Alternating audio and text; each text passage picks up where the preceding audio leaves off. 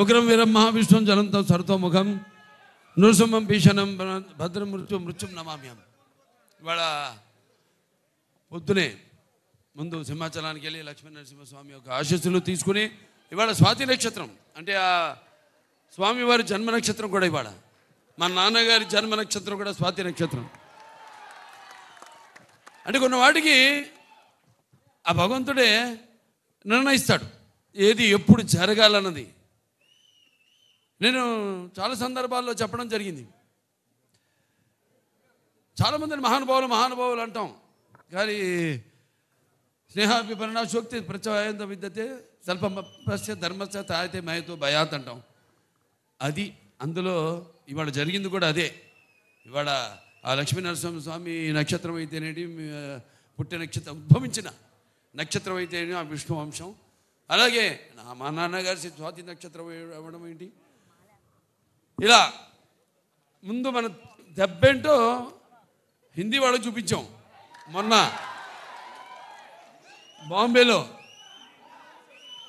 అంటే ఇంట గెలిచి రచ్చ గెలవమంటారు. ఇంత గెలిచేసాం మా కాంబినేషన్నే వస్తుందంటే ఇప్పుడు రచ్చ గెలిచి అంతే. రచ్చ గెలవడానికి రచ్చ చేసాం. అక్కడ బ్రహ్మాండంగా వాళ్ళు సినిమాని వాళ్ళు మేము రిలీజ్ చేసిన ఘోర ఏదైతే థీమ్ సాంగ్ ఉందో అద్భుతంగా వాళ్ళు దాన్ని ఆస్వాదించారు. మళ్ళీ ఇవాళ విశాఖపట్నం ఏదైతే మన ఆంధ్ర రాష్ట్ర ఆర్థిక రాజధాని అయిన విశాఖపట్నంలో ఈ కార్యక్రమం జరుపుకోవడం అంటే విశాఖపట్నానికి నాకు చాలామంది చూస్తుంటాను. ప్రతి వీధిలో షూటింగ్ చేశాను. ఇక్కడ నాకు తెలియని వీధి అంటూ లేదు. ఇక్కడ ఎన్ని సినిమాలు.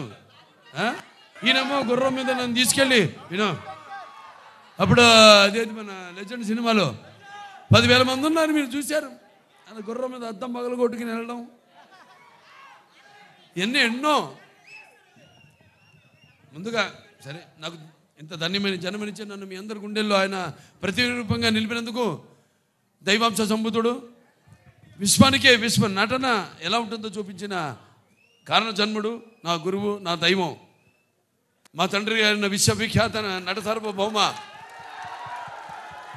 నటరత్న కళా ప్రపూర్ణ డాక్టర్ పద్మశ్రీ నందమూరి తారక రామారావు గారికి ఆయనకి నా అంటే ముందు అంటే వాగ్రత సంపర్తం వాగ్రత ప్రతిపత్తే జగతో పితరు వందే పార్వతీ పరమేశ్వరం. అటు తల్లి యస్మాత్ పార్థిపత ప్రాతుర్భుతున్న భక్తి గురుణ సంతుల మాంసే శాస్త్రం తస్మై సర్వజ్ఞ మూర్తే పిత్రే.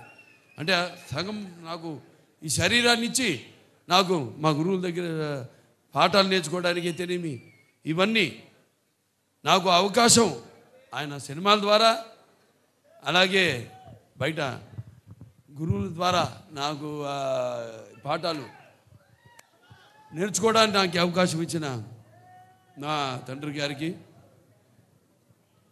అలాగే మా తల్లిగారు బసవతారకం గారికి వాళ్ళకి ఈ సభాముఖంగా నా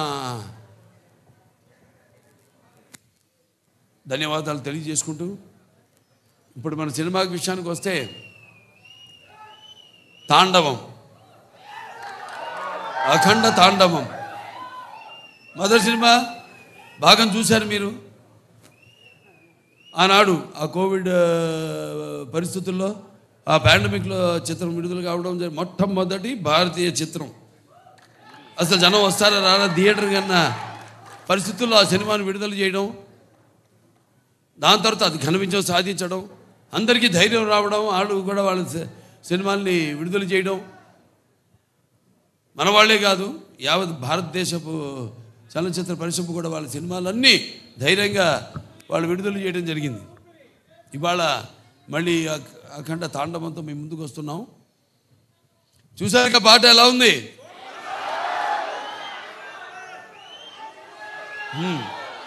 ఇప్పుడు అంటే సినిమా పాట ఐటమ్ సాంగ్ కాదు ఇది. ఈ సినిమాలో ఈ పాట అనేది ఒక మంచి కుటుంబం వాళ్ళు జరుపుకుంటున్న ఒక పండగలో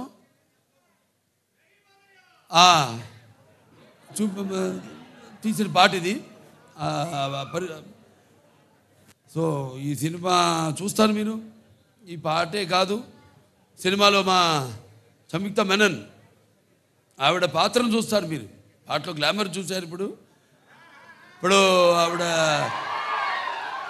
రేపు సినిమాలో ఆవిడ పాత్ర ఎంత అద్భుతంగా ఆ పాత్రకు అంటే మన దర్శకులు బోయపాటి శ్రీను గారు మరి ముత్యాలు ఏటుపాలుగా దొరికితే చూడడానికి ఎంత అందంగా ఉంటాయో అంత అందంగా నటినట్టు నుంచి భావాల్ని రాబట్టగలిగిన దర్శకుడు మా బోయపాటి శ్రీను గారు. అంత బాగా బ్రహ్మాండంగా ఆ పాత్రను రచించి అంత అద్భుతంగా ఆవిడలోంచి ఆ భావాల్ని ఆ పాత్ర చూస్తారు రేపు మీరు. ఎంత అద్భుతంగా ఆవిడ కూడా నటించి ఎంత బాగా ఆ పాత్రకు న్యాయం చేసిందో. అలాగే మా భాను మాస్టర్ గారు ఉన్నారు ఇక్కడ. ఏది మన అక్కడ జయబాలయ్య పాట, ఇప్పుడు మళ్ళీ ఈ పాట చాలా అద్భుతంగా ఆయన కంపోజ్ చేయడం జరిగింది. మూమెంట్స్ అన్నీ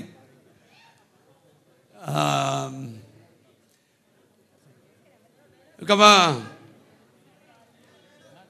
మ్యూజిక్ డైరెక్టర్ నందమూరి తమన్ నాకు చెప్పక్కర్లేదు, అది ఆయనే చెప్తాడు. ఆయన చెప్తేనే బాగుంటుంది. ఆయన గురించి ఆయనే చెప్పుకుంటే బాగుంటుంది. ఎందుకంటే పూర్వకాలం ఇప్పటికీ పాపం నిద్రలేని రాత్రులు ఎన్ని గడుపుతున్నాడు. అదే ఒక సమిష్టి కృషి. ఒక సినిమా అంటే ఒక 2 చేతులు కలిస్తేనే చప్పుడు అవుతుంది, శబ్దం వస్తుంది. అలాగే అందరి ఈ కలయిక ఈ చూస్తారు రేపు సినిమా చూశాక మళ్ళీ మాట్లాడతాను మీతో ఆ సినిమా గురించి, అక్కడ తాండవం గురించి. అంటే శివుడి ఆజ్ఞ లేనిదే చీమ కూడా కుట్టదంటారు.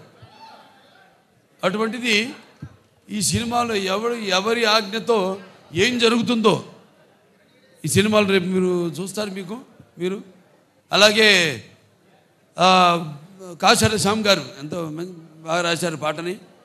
అలాగే శ్రేయ ఘోషాల్ గారు, అలాగే బ్రిజేష్ షాండిలే గారు వాళ్ళ గొంతుల్ని అరువిచ్చారంతో బ్రహ్మాండంగా పాడారు పాట. ఇలాంటివి ఇంకా చూస్తారు సినిమాలో రేపు. ఇక సినిమా ఎలా ఉంటుందంటే కొన్ని మనం చెప్పకూడదు, బయట పెట్టకూడదు. థియేటర్లో చూసినప్పుడే మీకు తెలుస్తుంది. ఎందుకంటే అఖండ ఒక మొదటి భాగాన్ని పెద్ద అందరినీ ఎంతో సంబరాశ్చర్యాలకి గురి చేసింది ఆ సినిమా.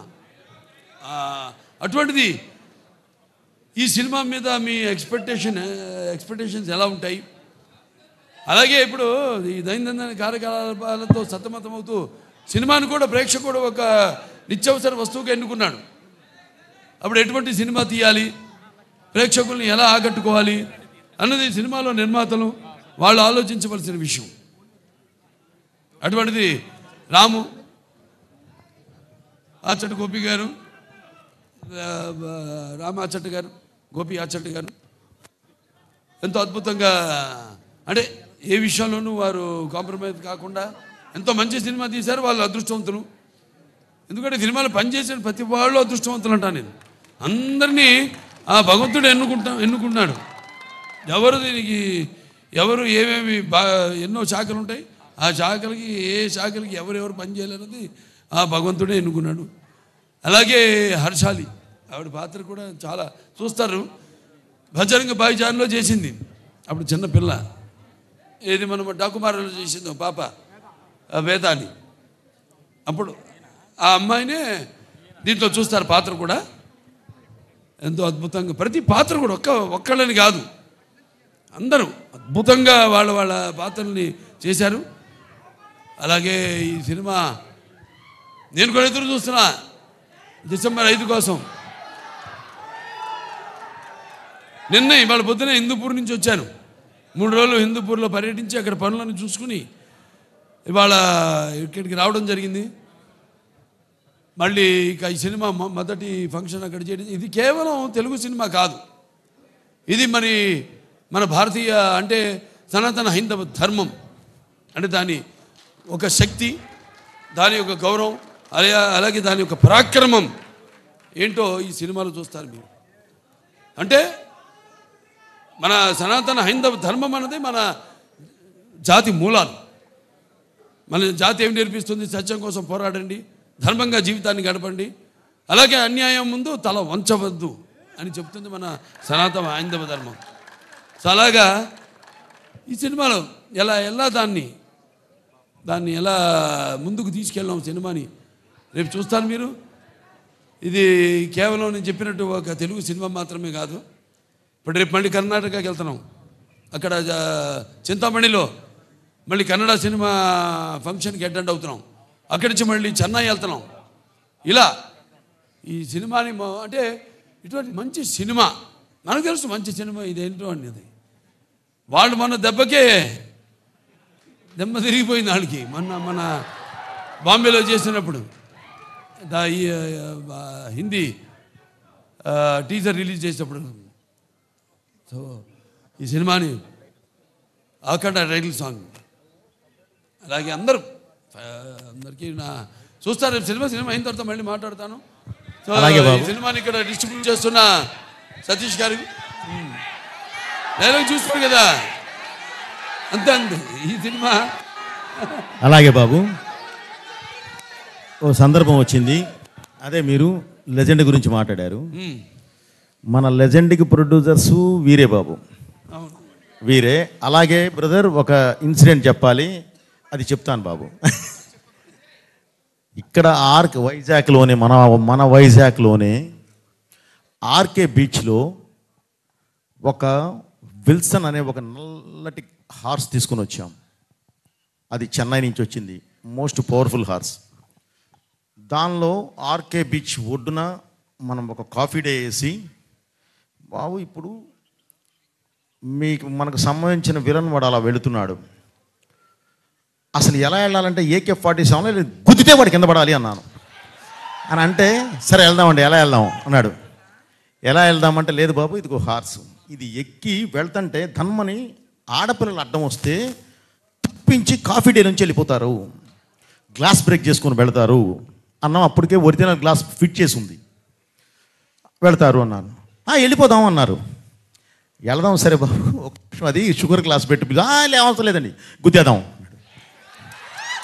గుద్దేద్దామా బాబు, ఒక్క నిమిషం ఆగు, సరే గుద్దుదామని చెప్పి వెళ్ళి ఏదో చిన్న కావాల్సిన సెక్యూరిటీకి కావాల్సిన ఏ కావాలో అవి తీసుకొని వదిలితే హార్స్ 110 కిలోమీటర్ స్పీడ్తో వెళ్ళి కొడితే 40,000 మంది 5 నిమిషాలు క్లాప్స్ కొడుతూనే ఉన్నారు.